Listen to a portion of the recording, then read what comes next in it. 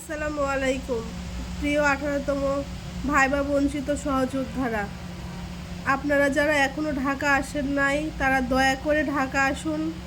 আমাদের আগামীকালের কর্মসূচি সকাল 8টায় জাতীয় প্রেস ক্লাবের সামনে দাবি আদায় না হওয়া পর্যন্ত অবস্থান কর্মসূচি চলমান থাকবে।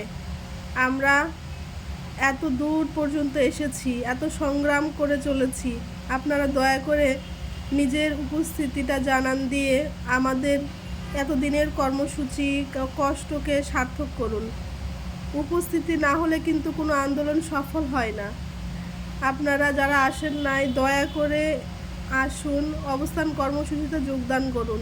এতদিনের পরিশ্রমকে বৃথা যেতে দেবেন না প্লিজ, সকলের কাছে অনুরোধ। আর 3-4টা দিন আমরা যদি লেগে থাকতে পারি তাহলে অবশ্যই আমাদের বিজয় সুনিশ্চিত।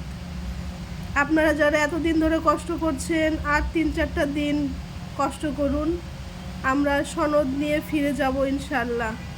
এই ভরসাটুকু করে নিজের উপর আত্মবিশ্বাসটা রেখে ঢাকায় আসুন, অবস্থান কর্মসূচিতে যোগদান করুন।